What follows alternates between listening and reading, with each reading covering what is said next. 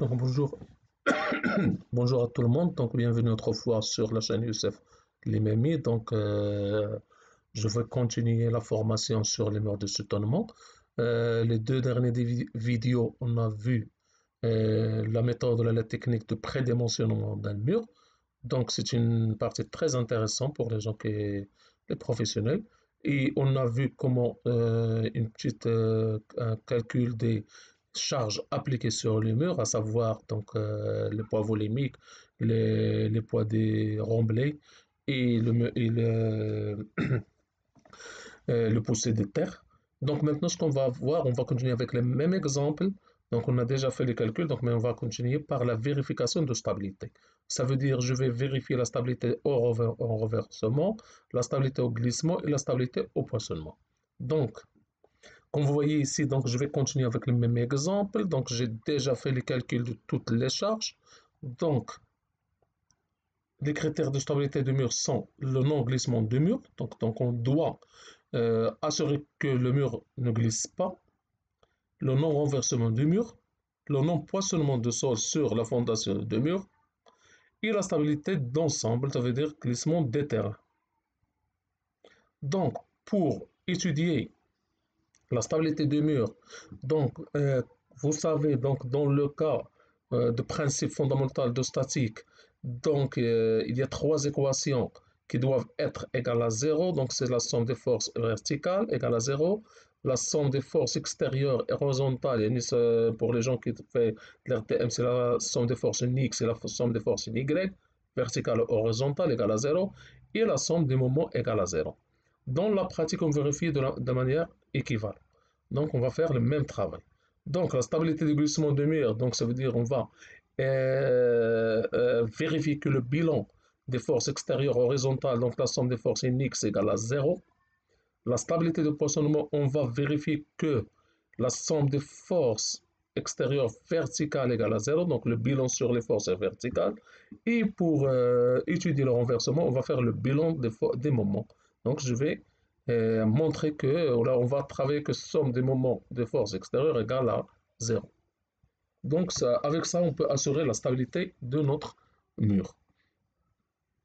Donc, déjà, on a calculé les forces ou les charges appliquées sur le mur. Donc, le poids de voile, on a calculé 23,5 avec une distance entre le point A et la charge de 0,8.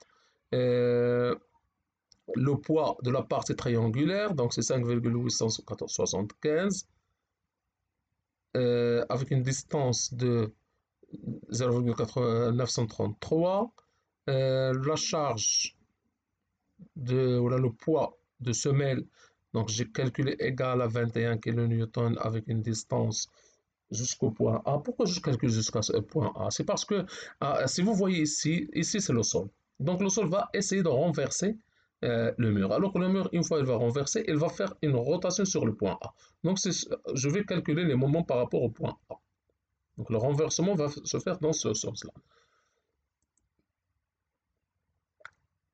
Peut-on dire que le point A, c'est l'axe de rotation? Donc s'il y a un axe de rotation, ce sera le point A. Donc P4, c'est 23,5. Le P4, donc c'est quoi? C'est la charge de la partie de sol en rouge, 23,5. P5, c'est la partie de sol bleu. Et E, donc vous voyez ça, c'est le poussé de terre. C'est 83,85. Et la distance, donc normalement, je calcule la distance jusqu'à point A. Donc maintenant, c'est 5 sur 3. Je vais calculer le moment. Comme vous savez, le calcul du moment, c'est la force fois la distance. Donc 23,5 fois 0,8, 5,875 fois 0,1. Donc je vais faire le calcul pour toutes les valeurs. Donc vous voyez, je calcule le moment de toutes les forces. Très bien. Donc seulement j'ai fait cette force fois la distance. Les forces fois la distance. Comme vous voyez, euh, les moments qui sont calculés ici, il y a une partie des moments qui est stabilisant et une partie des moments qui est renversant. Donc la partie renversante, c'est le mur, c'est le sol.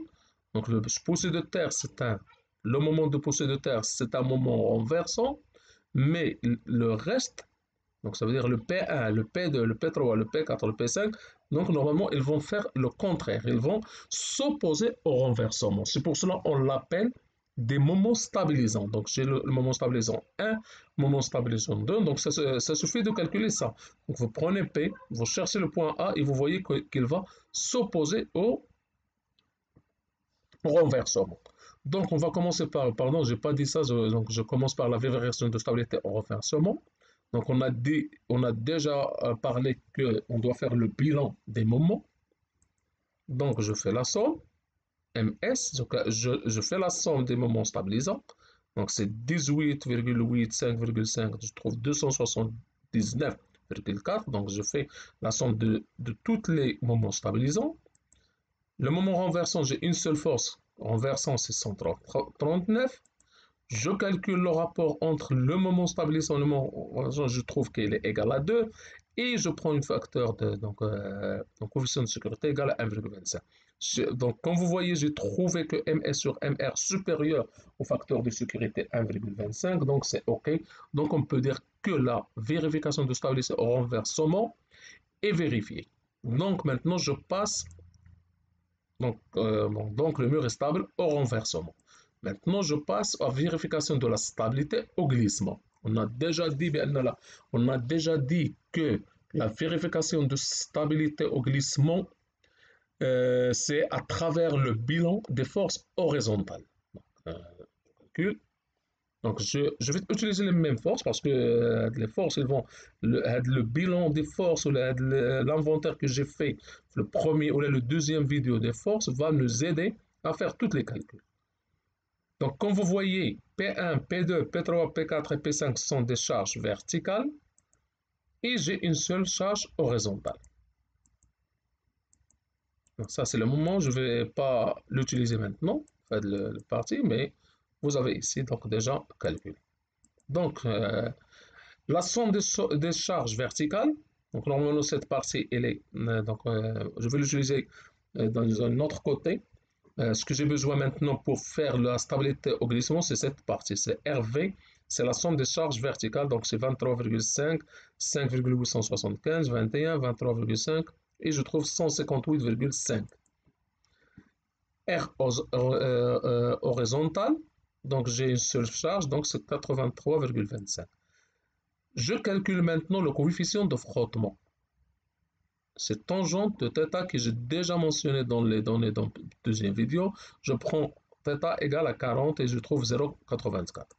La formule utilisée pour vérifier le glissement, c'est RV vertical fois le coefficient de frottement divisé par les forces horizontales. Ils doivent être supérieurs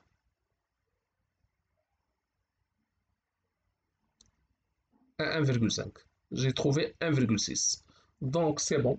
On peut dire que le, le mur est stable au glissement.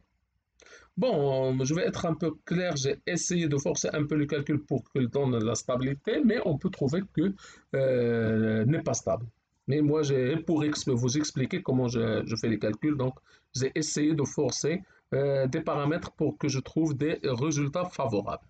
Donc, comme vous voyez ici, le plus important, c'est de tenir bien en tête cette formule.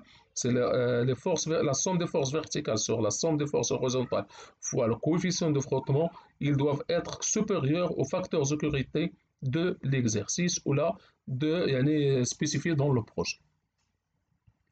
Maintenant, je commence la vérification de non-poissonnement. Cette partie, c'est on peut dire un peu difficile, mais c'est pas beaucoup. Donc, on doit déterminer les contraintes verticales appliquées par la semelle. Donc, pour la vérification de non-poissonnement, on doit déterminer les contraintes verticales appliquées par la semelle de mur sur le terrain d'assise. Donc, c'est ça, les contraintes verticales. Je dois le déterminer. Le sol supposé élastique et la semelle infiniment rigide. Donc, je suppose que le sol est élastique et la semelle infiniment rigide. Le diagramme des contraintes sur le sol peut valablement être supposé linéaire. Donc, on a le diagramme des contraintes est linéaire. Donc, vous voyez la ligne ici noire, donc c'est linéaire. Donc, n'est pas selon l'intensité et la direction de la résultante R, de composante RH horizontale et R verticale, ce diagramme peut être soit, donc le diagramme peut être soit trapèze, soit un triangle.